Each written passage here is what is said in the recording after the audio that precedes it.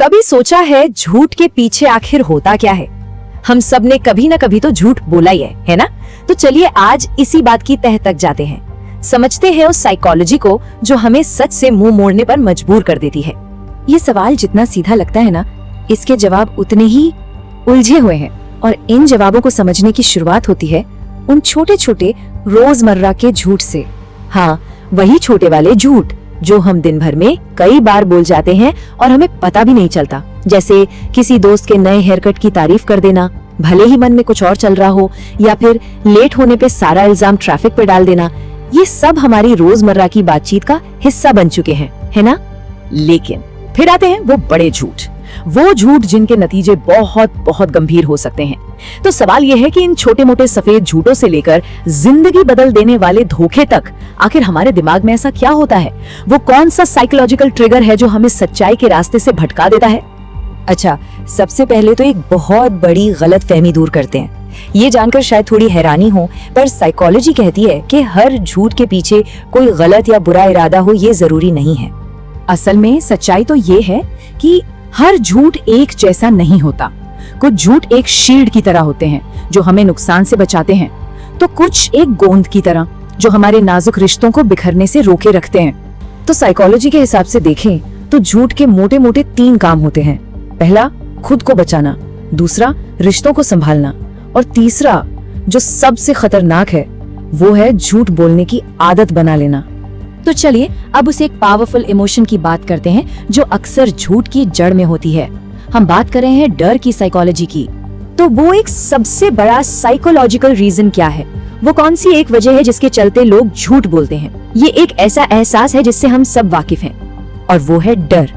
सजा का डर, रिजेक्शन का डर, या कुछ खो देने का डर। जब हमारे दिमाग को लगता है ना कि सच बोलने से कोई नुकसान हो सकता है, तो वो एक आसान रास्ता चुनता है, एक शॉर्टकट, और वो शॉर्टकट है झूठ। तो ये डर असल में काम कैसे करता है?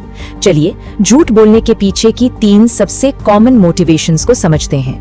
पहला है सेल्फ प्रोटेक्शन, यानी खुद को बचाना। मतलब जब हम किसी गलती के अंजाम से बचने के लिए सच को थोड़ा घुमा फिरा देते हैं। दूसरा है इम्प्रेशन मैनेजमेंट, जब हम दूसरों की नजरों में अच्छा दिखने के लिए अपनी कहानी को थोड़ा बढ़ा चढ़ा कर सुनाते हैं।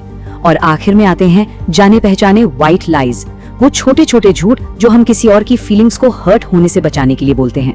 लेकिन बात सिर्फ यहीं खत्म नहीं होती। अब जो बात सामने आएगी वो काफी दिलचस्प है। पता है, झूठ बोलना सिर्फ एक आदत नहीं है, ये हमारे दिमाग को लिटरली बदल सकता है।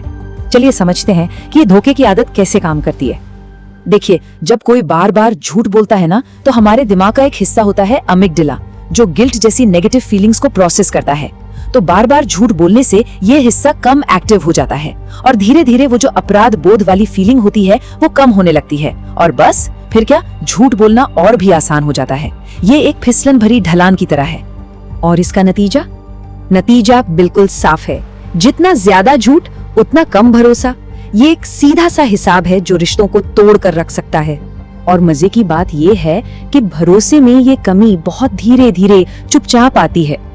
रिसर्च तो ये भी बताती है कि एक एवरेज इंसान दिन में कई बार झूठ बोलता है, और इनमें से ज्यादातर झूठ इतने छोटे होते हैं कि किसी का ध्यान तक नहीं जाता। तो ये सब जानने के बाद अब एक आखिरी सवाल पर आते हैं, और वो है बैलेंस का सवाल। तो क्या इसका मतलब ये है कि झूठ बोलना हमेशा हर हाल में गलत ही है? इसका जवाब इतना आसान नहीं है। देखिए, जहाँ कुछ झूठ सामाजिक तालमेल बिठाने के लिए शायद जरूरी हो, वहीं लगातार झूठ बोलने की आदत भरोसे की नींव ही हिला देती है। असली समझदारी शायद इसी में है कि इस पतली सी लाइन पर चलना कैसे है ये सीखा जाए। तो इस बातचीत को खत्म करते हुए एक सवाल है जिस पर सोचा जा सकता है, आखिरी बार झूठ कब बोला था और क्यों? बस इस एक सवाल का जवाब खोजने से हमें अपनी खुद की साइकोलॉजी के बारे में बहुत कुछ पता चल सकता है।